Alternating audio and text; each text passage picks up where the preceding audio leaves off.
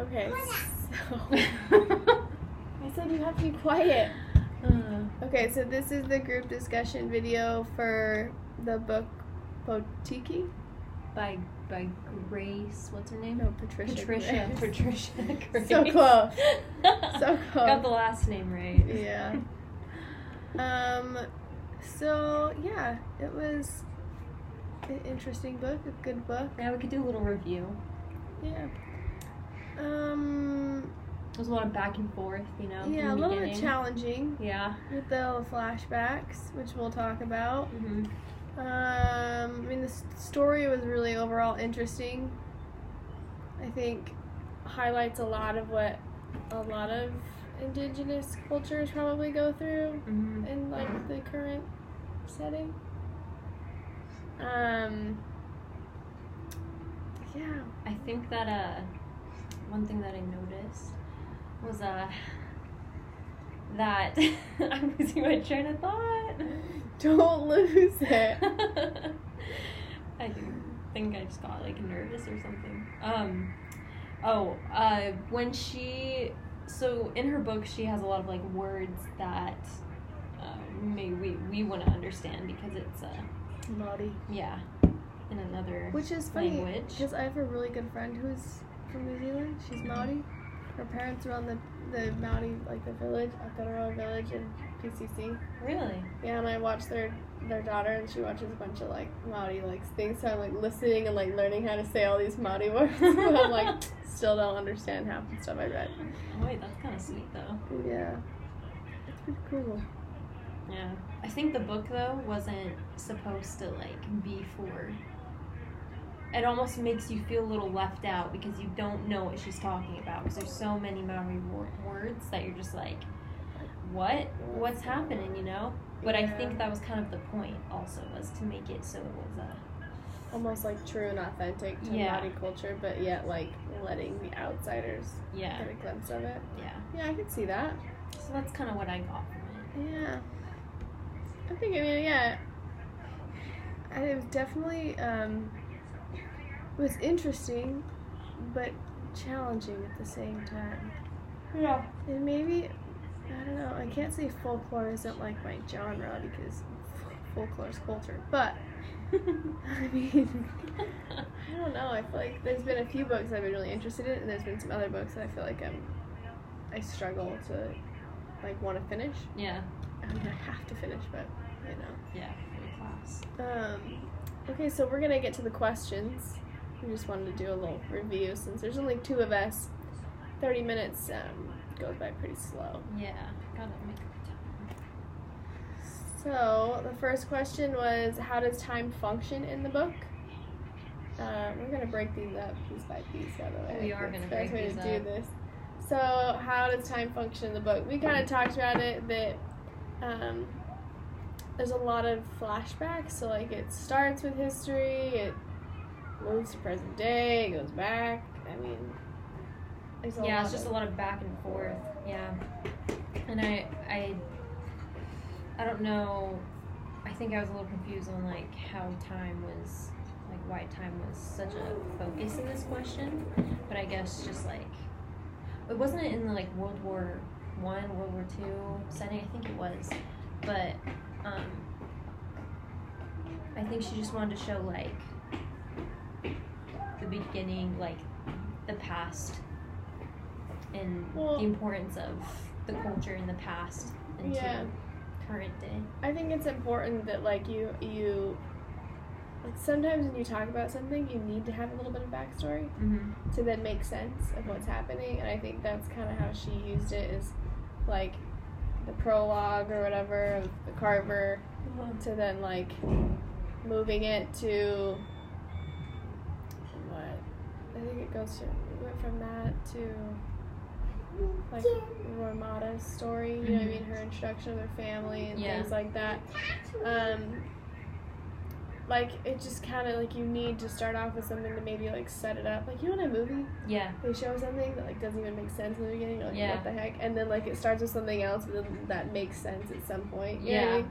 Like as the movie goes on you're like oh okay. She'd make a really good screenplay because she likes to bounce back. That's true. But I mean, like, so it all sets itself up. It's important. I didn't like it, and maybe it's just because I feel like we've read so many books that keep going like back and forth. Yeah. I think the only book that really didn't go back and forth was Cinder. Yeah.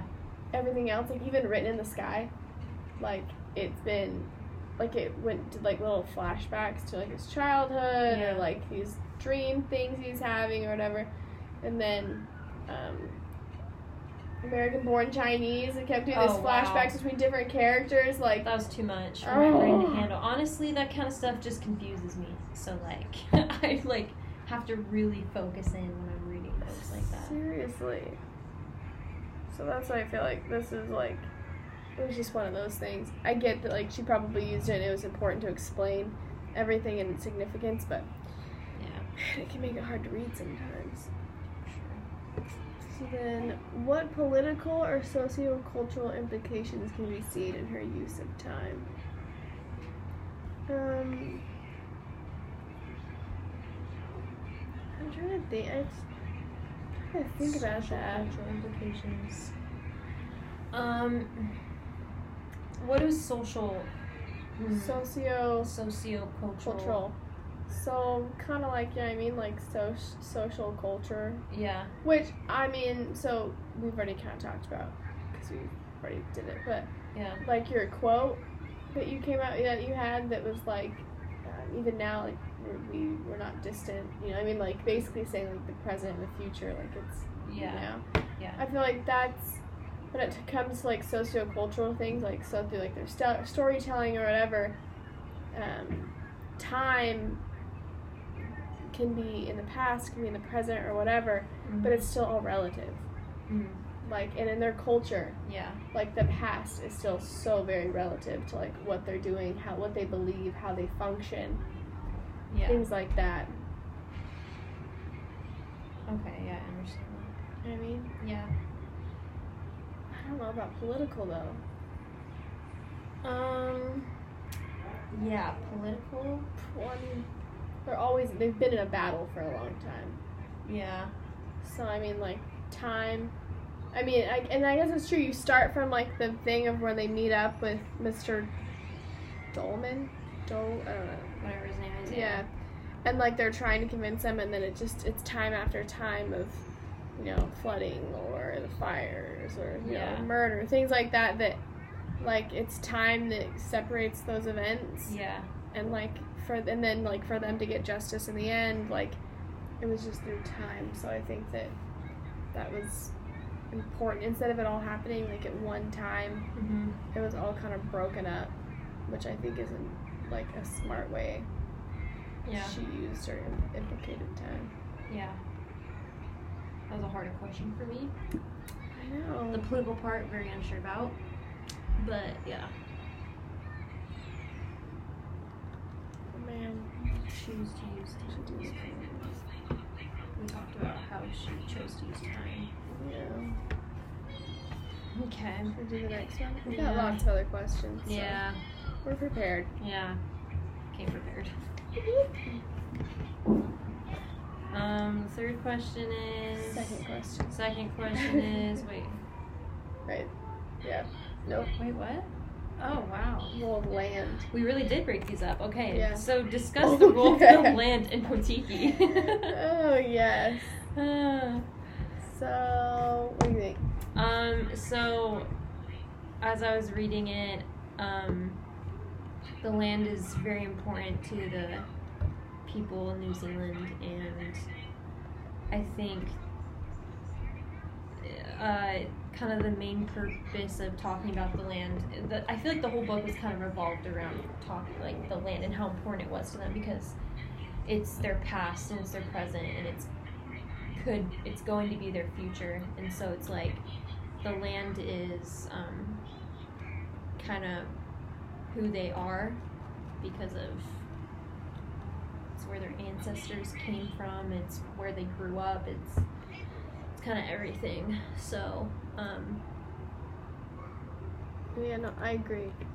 And we kind of talked about it that, like, yeah, I mean, because like in the quote I have where it says like, you know, if we give it up, we're gonna fall, or like we're gonna become slaves again. Like basically, this land represents and holds so much of their culture, so much of their beliefs, their way of life.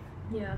That like if it just is like the symbol of like their foundation of this culture. Yeah. And if they give up that land, they're giving up their culture, because then they have to move to like the outside world, and it just won't work. Yeah. And I think also there's a part that I was reading where basically like I think the reason why Ramada marries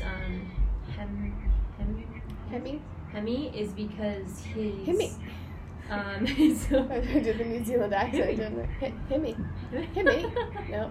That's almost more British. Hemi. Oh man. Hemi. No, it's got to be E. It's confusing. I can't do the accent very well. Limoni. Yeah, that's my friend's name, so I was like, it makes an E sound, so I would say Hemi. Oh no, that was British. Okay, I can't do it. But basically, like, because Hemi was so related to the land, like he was so connected to the land, because that's where like his tradition. I don't know. I can't. I'm not that word, you know what I mean? Yeah. And so, also they describe the land as like life, like giving, like all you need is. Everything we need is here. Yes, everything we need is here. That's my quote. Yeah. And so, the land's life, basically. Yeah. So, I can get on that. Yeah. Right, and then kind of the same thing, right? What relationship do the characters have with the land? You know what I mean? Like, it's their livelihood. Yeah. So they take it very seriously, and like we see that with, like the burial grounds and the meeting house. I mean, like everything that's on this piece of land of theirs, like it means the world to them, and they're always going to take care of it. Yeah. What political or sociocultural implications can be seen in her portrayal of the land? Well, I mean, political, I think of like capitalism, like they want it. Yeah. They want to develop it. Then that was something that like you look at the two different perspectives of like land, of how like they looked at it as sacred and like their livelihood, and then like these developers are looking at it as like opportunity and like again development compared to like they want to get rich, they want to preserve what they have. Yeah. They want to dig it up, they want to keep it. Yeah. Things like that. Also, there was a part when the wife, the mother of the children, can't say her name very well. Ramada, she takes her kids like out of school, so that she can basically teach her kids herself, like through storytelling and through like the traditions of their culture, which I thought was interesting. I know. Sometimes culture's all you need, right? Yeah. She didn't want them to learn from the European way, the Western way. Yeah. The Western way, yeah. My upstairs neighbors are great. They got a lot of kids and they like to stomp. Pound. It's really fun. So what messages do you find in the novel? And what role does folklore have in communicating those messages? Well, my message, like the theme that I kept thinking about when I was reading it, and maybe it's just like such a simple and basic theme, but this idea of like this struggle of holding on to like one's culture or like one's beliefs, like, you know what I mean? Like, I just think of, especially today and like where we live, we're constantly like, we live in a capitalist society, so we obviously want to make money and to like develop, but I feel like sometimes we forget that there like are beautiful things and like the simple like, I don't know if these simple isn't like a mean or like negative term, but like keeping to, like, the traditional culture of something compared to, like, how we adapt it and make it our own. You know what I mean? Like, it's kind of sad when I think of, like, Native Americans, okay? I think of what Native Americans' pure culture was. Yeah. Like, it was so pure and so, like, it was efficient for them. They did really well. And then we came in, the white man here, you know. Yeah, the white man. Yeah, America, which, I'm sorry, but obviously it needed to happen because the Lord wanted it to happen, so. That's true. There was some, could have gone in a nicer way, but that's okay. But you know what, like, that's history. the Lord needed it to happen that way. So, not going to debate that. I'm a firm believer that Christopher Columbus had to get here, so otherwise what was the point, right? But, like, we see how Native American reservations and stuff are now, and, like, the predominant, like, themes that we see, like, casinos, or, you know what I mean? Like, trailer park, just things where it's like, it's so sad to see where capitalism and development has come in and ruined something that was so good and, like, just structured so well. Like, I just kept thinking about some, like, things like that where it's just, like, the struggle of keeping one's traditional culture in, like, this type of society or this type of world. Like, we talk about Native Americans, like, same with Maori, you know, or Maori people, like, there's people that want to live that culture purely. And then there's others that are okay with, like, mixing with the outside world, still kind of finding their beliefs, but yet, like, just venturing off from it. But, like, there should be, like, if they want to do it, like, that should be okay. Like, we need to have both ends of the spectrum, not just pushing towards one because we think it makes sense, like, fiscally or whatever. That reminds me of, like, when I was watching, like, this documentary of this family who's living on one of those Indian reservations, and it's just, like, they practice, like, their culture and stuff, but because of the land that the government's given them, they've just, like, lived very poor lives, and they don't have a lot, and it's just, like, it is sad because they don't, I don't know, they're not treated in the way that they should be treated, you know, and they should be respected for their culture, and I know that the government is, like, paying them back because of what we did to them, but obviously it doesn't entirely change or help anything, but, like... My nephew's 1/8 Blackfeet. I think that's what it is. Blackfeet? Blackfoot? No, I think it's Blackfeet. In Montana, That kid's 1/8. He looks so white. He doesn't even have eyebrows. He's so white. Wow. And yet he's gonna be making money off the government. That's interesting. Yeah. I don't know how. I'm like, how are you Native American? Funny note though, he went out into my mom's backyard and he set up a box and he had arrows. And like his first arrow, he shot it like directly in the center. And my mom was like, "That's so good." And he was like, "It's my Indian skills." I was like, "I didn't even know that." That's actually really funny. I was dying, and then for Thanksgiving, I told I was gonna make him dress up as an Indian. Because, like, I'll be the pilgrim, you be the Indian. Okay? Keep it a thing. That's bad to say, I know, but it's my nephew. I love that. That's actually hilarious. It's my Indian blood. It's my Indian skills. It's my Indian skills. I think he's like 8 years old. Oh, man. Like, you're a clever little kid, man. Hey, that's maybe good, though. He knows about his, He does. He gets to go. He gets to go to the reservation. Like, he's got his card and everything. Wow. Yeah. It's crazy. He does not look like it, though. I don't know how people tolerate that. He's probably gonna get there and they'll be like, He goes all the time. He goes, like, every summer. Yeah. I'm like, wow. And if I showed you a picture of this kid, you would not believe that he's... Oh, I'd actually love to see a picture sometime. Okay. Back to this question. Sorry. Went on a little bit of a tangent. Yeah. Also, I want to say that once culture starts, like, getting lost in tradition, especially as time goes on, I feel like kids aren't going to want to learn as much just because of the way the world is becoming. So I thought it was kind of cool when Ramona, whatever her name is, took her kids out of school and kind of like was teaching them through the stories and stuff that Storytelling. Yeah, through storytelling. Yeah. So, hopefully that might have helped them. Which, I mean, like, for yours specifically, I feel like that goes hand in hand with folklore so well. Yeah. Because folklore is like you know, those stories that are basically being passed on. Mm-hmm. So I feel like that's a good one. Yeah. That is a good one. Did it on purpose. I was like, oh, we have to relate to folklore. Oh. I know, I'm like, geez, folklore. I didn't think about it, which is sad, but yeah. I mean, my theme is like someone or like the struggling of culture.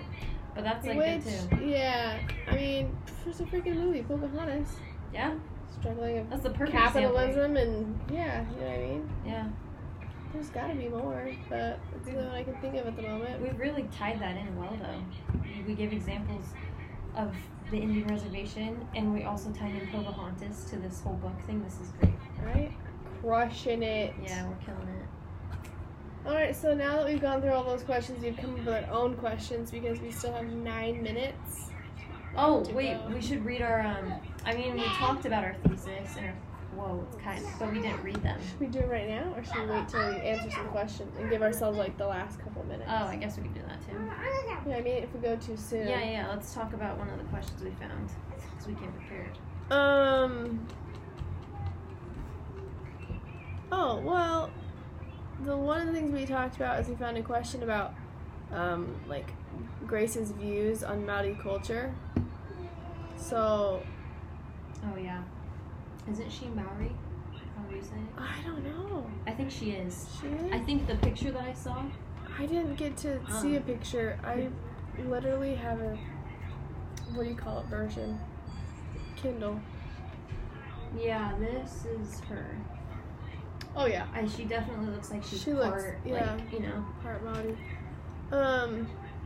I shouldn't say, oh, yeah, like I know, but... Oh, she looks even more so when she has darker hair and not gray. Yeah, I've got a lot of friends, and they're Maori, and that's kind of what they look like, so... Yeah.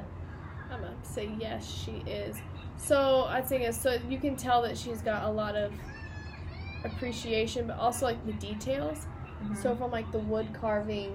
Yeah. I mean, like, even all the terms that she used, but, like, the wood carving, storytelling, like, the buildings, the land, the words. Yeah, like, it's all so sacred. Yeah.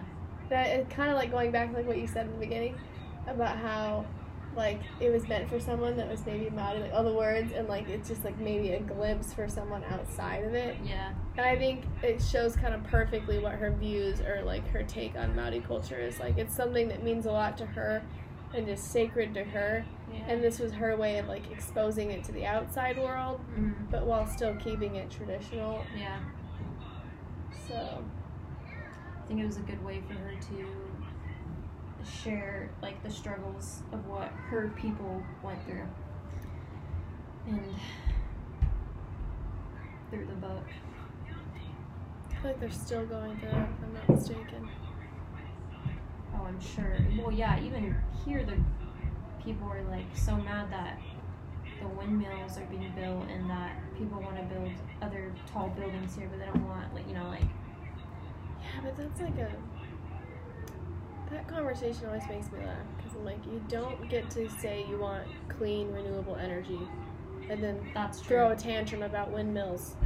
I was kind of thinking the same thing, but, like, then I was like, I don't really know, like, I'm not Hawaiian and I didn't grow up here. And that's the thing, so it's sacred land, but it's like, I don't know, I think of it as, again, you can't sit there and say, no more oil, no more gas, no more whatever, and then them say, let's do windmills, blah, blah, blah, and then be like, no, we don't want that. Like, well, what do you want? Because you only have so many options. And if it was a solar farm, they'd still be mad about it. Yeah.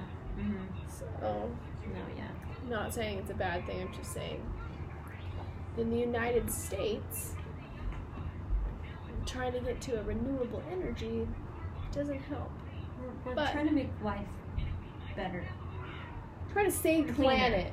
Yeah, try to, like, save the planet, keep it clean. Yeah. And we can't do that if we don't give a little bit, take a little bit, you know what I mean? Yeah, it's true. Especially as times progress, as time goes on.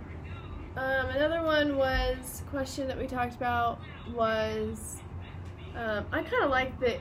I mean, it's not a question, but just how capitalism is shown throughout her book, and like the different examples of how like they are relentless. Like they are going to do whatever it takes to get what they want, and I feel like that is definitely that's definitely a true characteristic to like a capitalist society. Yeah. Like it's a bulldog thing, where like you've got to go in and you've just got to take what you want. Yeah.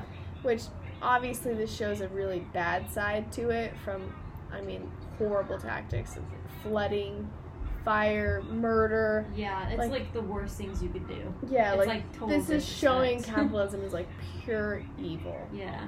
Which I guess coming from a capitalist society and hoping to benefit from it one day, I'm more of like, I can understand why she'd have negative views about it, but like I know it's not all like that, so I look at it with like a partial / biased view, or like, no, that's crazy. I understand like that capitalism can be straight up crazy, but it's not always like that. I feel like that's kind of an interesting topic, because like me and you were from the mainland, like we're from, I mean, like California, like America doesn't really have this like big culture, or like, I don't know, like tradition. We kind of all come from different places, so it's not like we've been doing something for years and years, and so if someone like wants to build something on part of our land, we're not like freaking out about it, because like that's how we grew up and stuff. But also like I can kind of see where people are coming from in places such as like Hawaii, or like, I don't know. Yeah, no, I mean like, it's like just their culture, you know? It's like the majority is just their culture. I guess for me, I look at it as like, though there's different regions or different states and stuff, the United States have always had it's created one type of mindset. Yeah. I think for one stop, and that's to be consumers. Yeah. We're constantly buying. Yeah, that's true.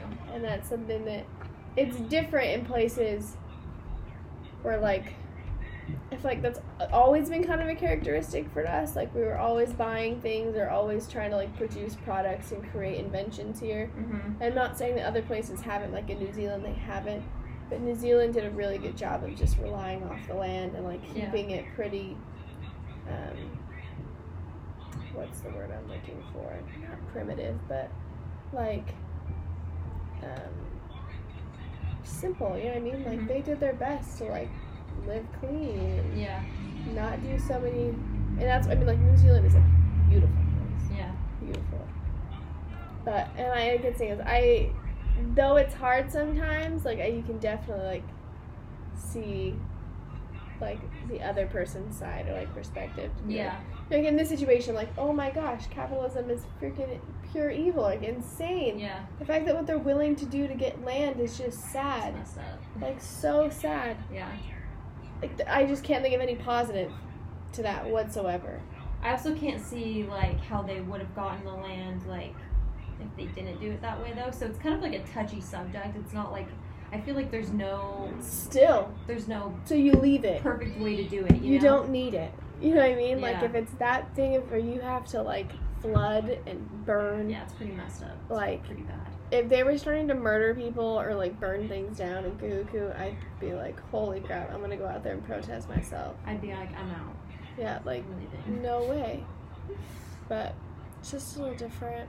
Oh, look at that. We're at 29. I know. And I was gonna talk about, I will say this side note real fast before we do this. I thought it was cool how they brought two tribes together. Though they were two different tribes, that they were helping one another to preserve their lifestyle. So, teamwork, just like this video. Freaking teamwork all day long. Oh yeah. All right, so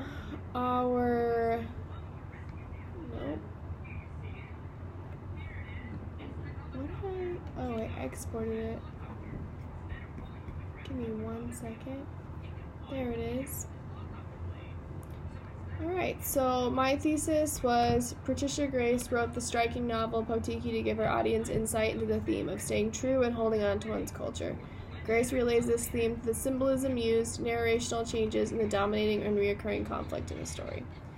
So my first quote on page 94 was, "We give it to you and we fall through. We're slaves again, and we've only just begun to be free." And my second quote was, "Everything we need is here," which is on page 37. Okay, and my thesis was, in the book Potiki by Patricia Grace shows that sharing tradition and history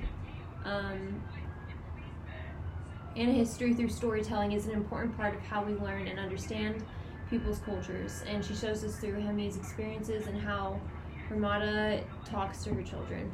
And so quote 1, it says, "It was a new discovery to find that these stories were, after all, about our own lives. We're not distant, that there was no past or future, that all time is now time, centered in the being." And that was on page 39. And number 2 was, for him being out of a job, that he would be able to get on with his real work and that he would be able to pass on what he had been given. Page 61. I keep thinking, like, did I type this right? Oh yeah, I know. I think I'm just not feeling it right now either, and I'm not reading very well. So I was like, wait a minute. That's okay. So that's our quotes and our thesis, and that's our group discussion. Too bad we can't end like that all the time.